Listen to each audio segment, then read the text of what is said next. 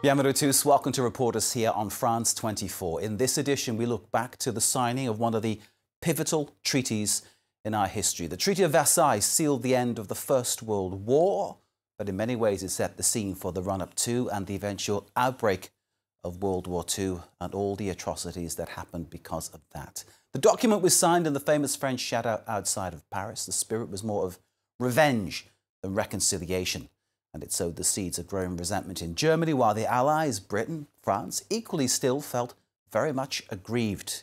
This historical investigation by Florence Gaillard.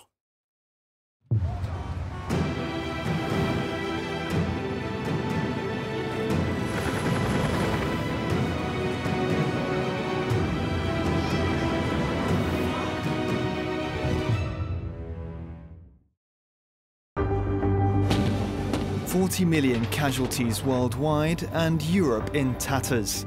After 4 years of conflict, delegations from across the globe came together on the 18th of January, 1919. 32 states participated in the Paris Peace Conference. But the Treaty of Versailles is one of the most controversial agreements in history. Its cracks left open the possibility of a second global conflict. Some have even claimed that Europe suffered another 30 years' war.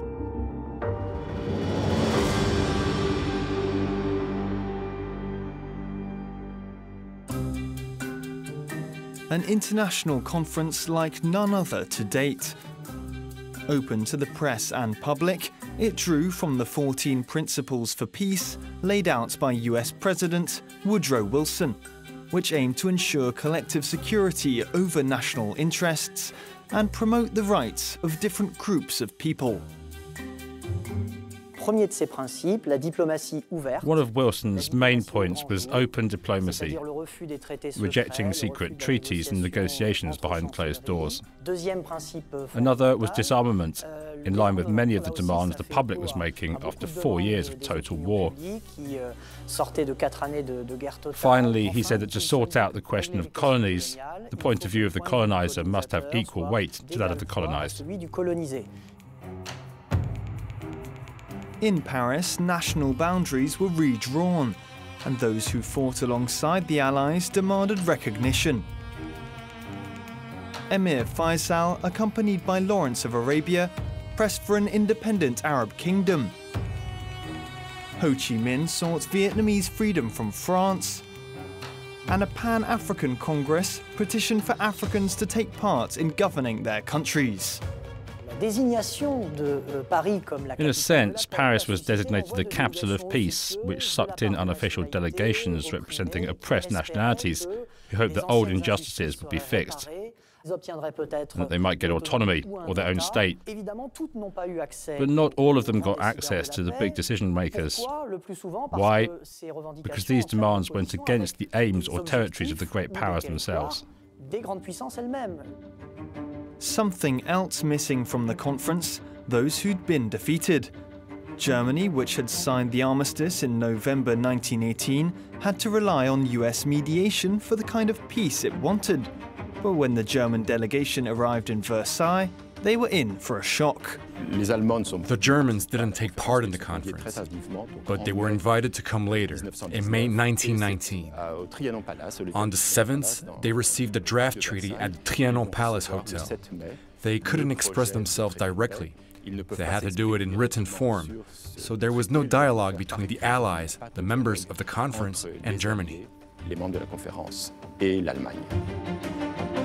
The Big Four victorious powers dominated the conference: Britain, Italy, France and the US. When Italian Prime Minister Vittorio Orlando was refused territories promised by the Allies in a secret pact in 1915, he left the negotiating table. British Prime Minister David Lloyd George and President Wilson were at odds with French Prime Minister Georges Clemenceau, who they believed was too harsh on Germany. This bickering led to compromises which, by the time the German delegation arrived, were non-negotiable. Rather than risk reigniting hostilities, they signed. Both the time and the place were symbolic. The 28th of June 1919 was the anniversary of the assassination of Archduke Franz Ferdinand 5 years earlier. And the Hall of Mirrors was where the unification of Germany was proclaimed after France capitulated in the Franco-Prussian War. The main Allied representatives were sat behind one long table, which was set next to the mirrors and facing the windows. The Germans came in last and arrived in the center of the hall, where there was an 18th century desk with the treaty on it. They were the first to sign the document, once Clemenceau had stood up and invited them to do so. À l'invitation de Georges Clemenceau qui s'est levé pour les inviter à venir signer.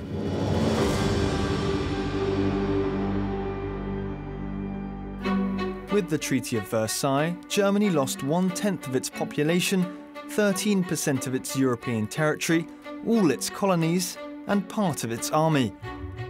German public opinion considered it an unfair and defamatory diktat, with one particularly humiliating clause, Article 231, which they saw as forcing Germany to accept full responsibility for causing the war.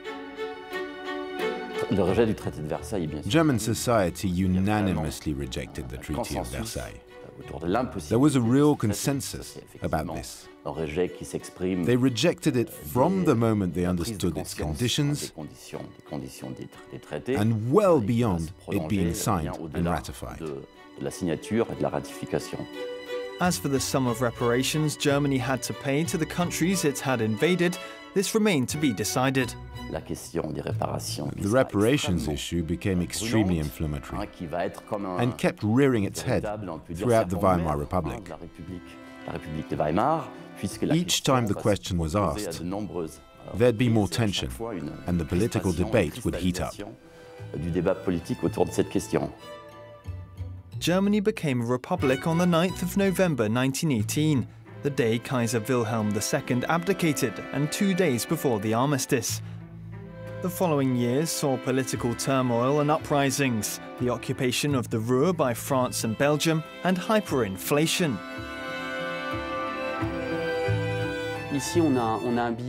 Here I've got one banknote. You might think I've become rich. It's 100,000 marks, which in February 1923 would have been worth $1 or $2. It was a crisis of hyperinflation. When Gustav Stresemann becomes chancellor, he restores confidence in the economy by introducing a new currency, the Rentenmark, which in early 1924 stabilized the system like a sort of blank slate to try to start again on better footing. And this worked for about 5 years between 1924 and 1929. In 1924, the Dawes Plan created what seemed like a virtuous circle. Wall Street banks lent money to Germany, Germany paid reparations, and the Allies paid their war debts. Financially reinvigorated, Europe exploded with culture, sport, and consumerism. Les années folles in France, the golden 20s in Germany. But Germany was on borrowed money and borrowed time. There was an outpouring of art and culture for complex reasons. The desire to escape the First World War and enjoy modernity, the economic growth. Berlin was the center of it all, but it's easy to forget that there was also Munich, Düsseldorf, Cologne, and a traditional Germany that was very shocked. Meanwhile, Gustav Stresemann, now foreign minister, wanted to restore German prestige as a leading European nation. French Foreign Secretary Aristide Briand turned out to be willing to listen. Before he was a man of peace, Aristide Briand was a man of war. He was the longest-running prime minister during the First World War. Unlike those of his generation, this event changed him. At the start of the 20s, he slowly came around to the idea that reconciliation with Germany was the only possible option. Improved Franco-German relations led to the admission of Germany to the League of Nations, promoted by President Wilson and established by the Treaty of Versailles. The Locarno Treaties of 1925 saw Germany formally recognize its new western borders. also mapped out in Versailles. Du côté français, Aristide Briand. On the French side, Briand wanted to limit German revisionism by sealing as many international agreements as possible. Briand wasn't fooled by his counterpart. On the German side, Stresemann enacted a policy of rapprochement with France to promote a peaceful interpretation of the Treaty of Versailles.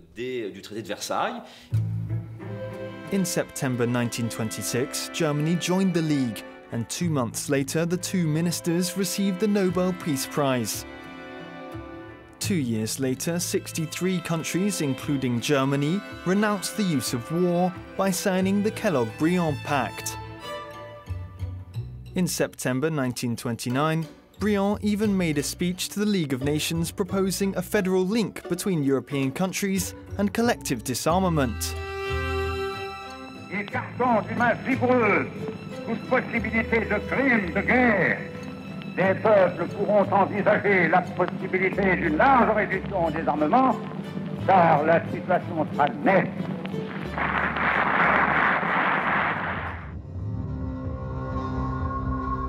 But the following month, there was a sharp turn of events. The Wall Street crash signaled the start of the Great Depression.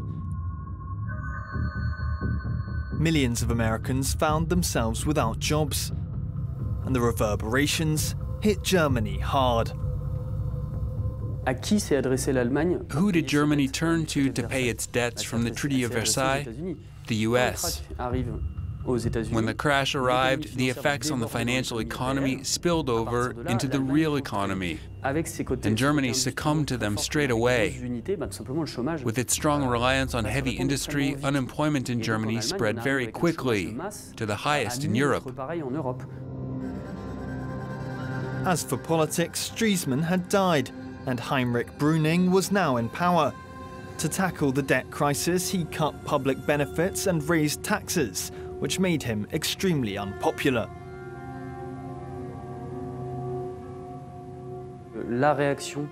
The political elite reacted to the crisis of '29 with austerity policies. Initially, they worsened the crisis, but unfortunately, when Hitler came to power, the positive effects began to be felt. Former soldier Adolf Hitler was inspired by the vengeful anti-Semitic far right, and by 1921 he was running the Nazi Party. 2 years later, the failed putsch he staged in Munich landed him in prison. There he wrote Mein Kampf, which sold by the thousands. The Nazi Party wasn't winning a significant chunk of the vote in elections. In 1928 it polled less than 3%, but 2 years later everything changed. The Nazis' rise to power was first and foremost due to their results rising over elections. In September 1930, it went from 2.5% to over 18%.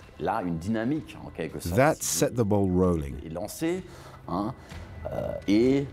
And in July 1932, they won 38%. Becoming Germany's main party. With his party first in the polls but without a majority, Hitler demanded the chancellorship. President Hindenburg despised him and initially refused before eventually giving in. On the 30th of January 1933, Hitler became the head of the government. His aim: establish a pan-German racial state and abolish the unjust Diktat. Each step Hitler and his government took to counter the Treaty of Versailles reinforced his hold on German society. Whether it be the reintroduction of conscription in 1935, the remilitarization of the Rhineland in 1936, each time Hitler fulfills his electoral promises, and crucially, he was achieving his goals without waging war.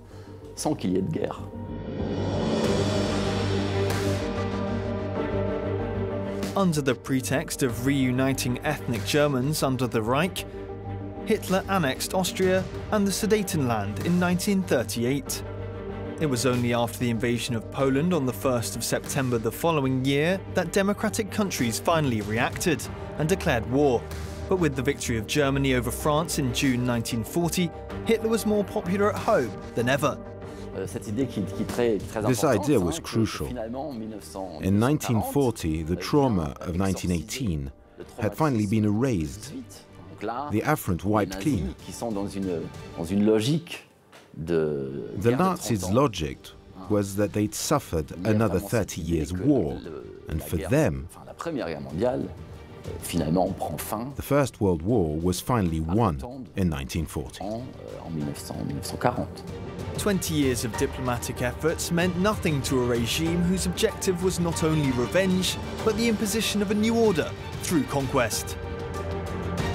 With Stresemann, Germany was a sincere participant in the League of Nations. We can't say there's a direct link between the Diktat and Hitler's rise to power. If there hadn't been the crash of 1929, there wouldn't have been Hitler. That's the most important factor.